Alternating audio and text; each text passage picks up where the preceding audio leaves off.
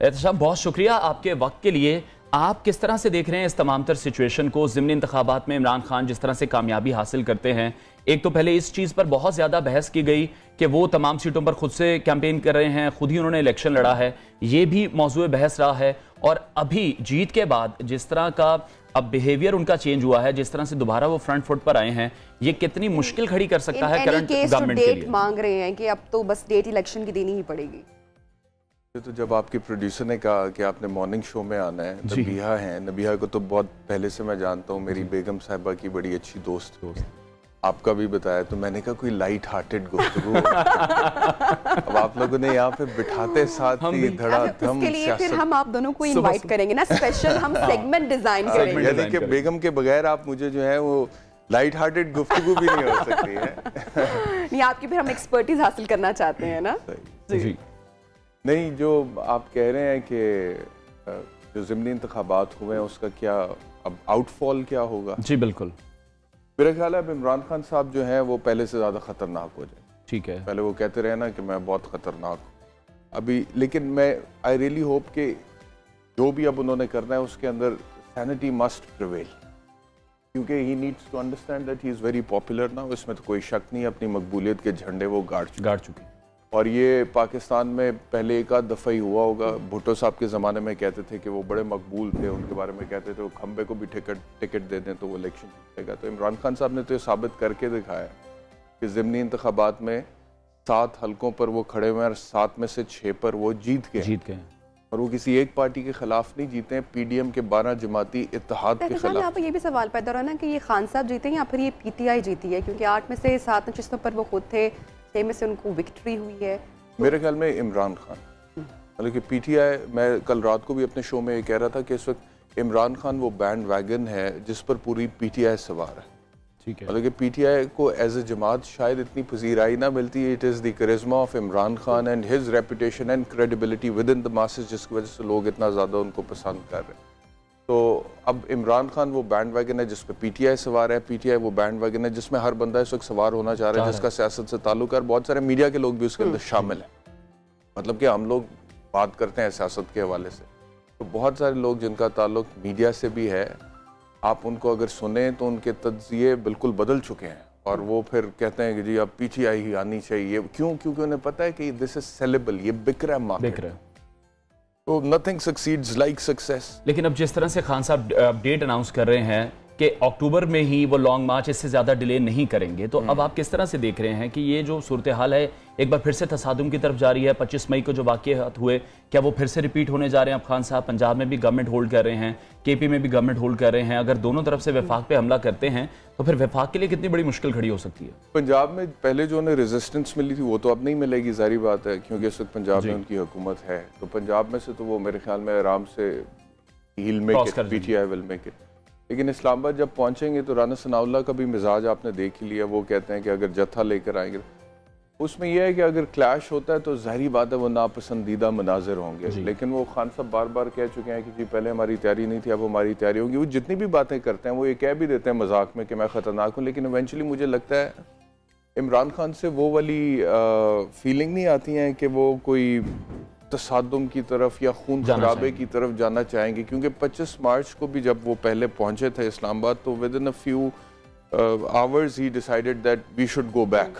ठीक है, जब उन्होंने देखा कि यहाँ पे खुदा न खास्ता खून खराबा हो सकता है। और उनका एक स्टेटमेंट भी आपको याद होगा जिसमें उन्होंने कहा था कि मैंने देखा कि हमारे लोगों के पास भी हथियार थे, पिस्टल्स थे, और दूसरी तरफ आपको पता है कि फोर्सेस खड़ी थी, हसास तनसीबात को उन्होंने घेरे में भी ले लिया था।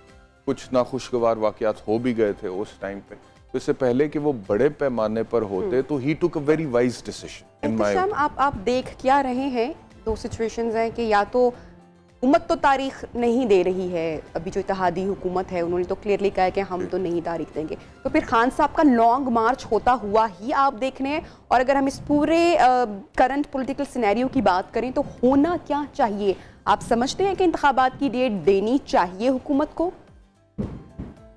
लॉन्ग मार्च तो मेरे ख्याल में वो करेंगे क्योंकि हुकूमत इंतखाबात की डेट नहीं देगी। नवंबर के बाद दे दे तो मैं कुछ कह नहीं सकता।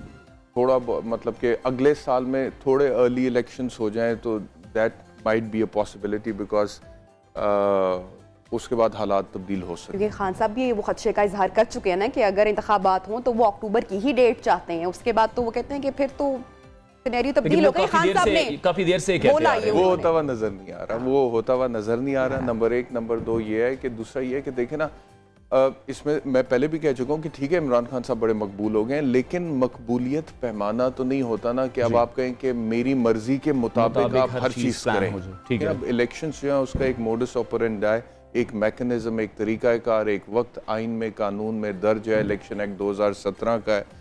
अब उसके मुताबिक अगर इलेक्शंस लिखे हुए हैं कि होने, और इस वक्त जो लोग हुकूमत में है, चाहे आप उनको चोर डाकू लुटेरे क्यों नहीं कहते हैं, ठीक है, वो 12 जमातों का इत्तेहाद ही क्यों नहीं है, but the fact of the matter remains कि वो खुद क्लेम कर रहे हैं कि उनके पास 176 सीटें हैं पार्लियामेंट में और नंबर जो चाहिए वो 172 का है। या तो आप उस नंबर को ब्रेक कर दें, जैसे आपके खिलाफ ब्रेक हो गया था, तरीके अदम एतमाद हुई, कामयाब हुई, आप चले गए हुकूमत से। If you can break it, good enough. If you can't break it, you can only pressurize the government through peaceful protest के आप अर्ली इलेक्शंस कराएं, लेकिन उससे ज्यादा कानून और आइन के दायरे से बाहर जाके तो आप कुछ नहीं कर सकते। ठीक है, लेकिन अभी जिस तरह से हम सिचुएशन देख रहे हैं, इमरान खान की मकबूलियत का ग्राफ ऊपर जा रहा है और नवाज शरीफ की वतन वापसी अभी नजर नहीं आ रही, तो जो नून लीग के वोटर्स हैं, सपोर्टर्स हैं, वो अभी इसी वेट में है, जिसकी वजह से हम देख रहे हैं कि नून लीग का जो वोट बैंक है काफी हद तक मुतासिर हो चुका है। कोई भी क्रेडिबल अगर हम उनका कहें कि जो नुमाइंदा है, कारकुन है, वो सामने नहीं आ रहा। मरियम नवाज भी इस वक्त बाहर चली गई हैं, शहबाज शरीफ भी उस तरह से एक्टिव नहीं है। मेरे ख्याल में वो मियाँ साहब को लेने ही गई हैं। अब वो वापस आएंगी तो मियाँ साहब को अपने साथ लेकर ही आएंगी, और हालात साजगार मियाँ साहब की वापसी के लिए हो चुके हैं, बना दिए गए हैं। इसहाक डार साहब वापस आ चुके हैं, आपने देखा है। और मैंने तो पहले भी कहा था कि इस तरह से होता नहीं है जिस तरह से डार साहब की वापसी हुई है। अगर कोई बंदा इश्तिहारी होता है तो उसका नाम FIA ब्लैक लिस्ट में होता है, और जैसे ही वो एयरपोर्ट पर लैंड करता है, पहला काम ये होता है कि FIA वाले उसको अरेस्ट करके पुलिस के हवाले कर देते हैं। अगर आप इससे बचना चाहते हैं तो, और अगर आप वेल कनेक्टेड हैं, तो फिर ये होता है कि आप प्रोटेक्टिव बेल अदालत में अप्लाई कर देते हैं, तो आपकी गिरफ्तारी रुक जाती है, और उस प्रोटेक्टिव बेल की बुनियाद पे आप मुतल्लिका ट्रायल कोर्ट से रब्ता करते हैं, और वहाँ पे सरेंडर करने के बाद आपको रिलीफ मिलता है। लेकिन डार साहब के केस में क्या हुआ कि उन्होंने प्रोटेक्टिव बेल भी अप्लाई नहीं की, और जो रेलिवेंट ट्रायल कोर्ट था उन्होंने आने से पहले उनके वारंट गिरफ्तारी मुअत्तल कर दिए। That was unprecedented. तो अगर इसहाक डार के लिए राय से हमवार हो सकती है, तो आप सोचेंगे मियां नवाज शरीफ साहब के लिए तो वो वजीर खजाना के तौर पर ही गए थे और वजीर खजाना के तौर पर ही वापस आए हैं, उसी प्रोटोकॉल के साथ वापस आए हैं। अच्छा, ये जो मुस्लिम लीग नून का जो इनवार ने क्वेश्चन पुट किया, ये बात होना बहुत ज़रूरी है कि मुस्लिम लीग नून क्या आउट हो रही है। राना सनाउल्लाह साहब की भी मैं कल की स्टेटमेंट देख रही थी, वो सारा मलबा एक्चुअली डाल रहे हैं कि जो सर्कमस्टांसेस बने मुल्क में, जो महंगाई की एक जो लहर आई, फैसलाबाद में जो सिचुएशन बनी जहाँ पे राना सनाउल्लाह साहब ने खुद वोट किया, वहाँ से भी वो हार गए, उनको शिकस्त हुई। वो ये कहने कि जो महंगाई है इसकी वजह से जो उनका वोटर है वो बड़ा हर्ट हुआ। ये मसाइल पहले से चलते आ रहे थे, पॉपुलैरिटी मुस्लिम लीग नून की कम नहीं हुई, लेकिन जो मुल्की मसाइल है उसकी वजह से, ये मैं नहीं कह रही, ये जो है मतलब कि मैं राना साहब का लॉजिक जो है कितना इनकॉम्प्रिहेंसिबल है। आप देखें ना कि वो जी महंगाई की वजह से हो गया है, नून लीग की पॉपुलैरिटी, भाई नून लीग की पॉपुलैरिटी कम हुई क्योंकि महंगाई बढ़ी ना। किसने महंगाई कंट्रोल करनी थी? आप ही ने तो करनी थी। आप आए, आप कहते थे। एक स्कूल ऑफ थॉट ये भी है कि जिस दिन मियां मोहम्मद नवाज शरीफ प्लांट करेंगे उस दिन वोट हालात चेंज होंगे, ये तासुर दिया जाता है, ये तासुर दिया जाता है। जिस तरह से डॉलर को गिराकर इसहाक डार की वापसी को हमारे लिए बहुत अच्छा बनाया गिर गया सर डॉलर अभी बस जितना जिस तरह से गिराया गया था, और जिस तरह से वो वापस आ रहा। उन्होंने कहा था कि जी 1300 अरब कर्जे कम हो गए जी, लेकिन अभी तो मामलात वैसे ही, लेकिन अब इंटरनेशनल मार्केट में पेट्रोल $120 फी बैरल पे था, तो ये शहबाज शरीफ साहब जो तकरीबन 250 के करीब पेट्रोल ले गए थे, थोड़ा बहुत नीचे अब आया जी। लेकिन यह है कि इस वक्त तो $90 पे चला गया फी बैरल पे इंटरनेशनल मार्केट में, लेकिन ये रिलीफ नहीं दे रहे हैं अवाम को, उनको देना चाहिए। ठीक है, वो उसकी एक वजह ये भी है कि IMF के साथ, लेकिन हमेशा से ही बेस इसी बात को बनाया जाता है कि पिछली गवर्नमेंट के मुआहदे थे, हम उन्हीं का खुमियाजा भुगत रहे हैं। ये बेशक पाकिस्तान तरीके इंसाफ हो या मुस्लिम लीग नवाज हो, पीपल्स पार्टी हो, बेवकूफ बनाने के वो तो यकीनी तौर पे अब हमेशा से बनते आए हैं, लेकिन इसका हल नहीं निकल रहा। आपके हर चीज पिछली गवर्नमेंट के ऊपर आप डाल दें। पिछली गवर्नमेंट 150 के ऊपर पेट्रोल छोड़ के गई थी, आप उसको 250 के ऊपर ले गए थे। वो डॉलर 184-85 पर छोड़ के गए थे, आप 240-45 पर ले गए। स्टॉक एक्सचेंज की जो हालत आपने 4, 4.5, 5 महीने में की, कर्जा जितना आपने चढ़ाया, आपको बताऊं कि ये वाला जो माली साल था, इसमें पाकिस्तान तहरीक इंसाफ की जो परफॉर्मेंस थी, हर महीने तकरीबन वो कोई 400-500 अरब रुपए का कर्जा ले रहे थे, ये 1800 अरब रुपए का कर्जा ले रहे थे।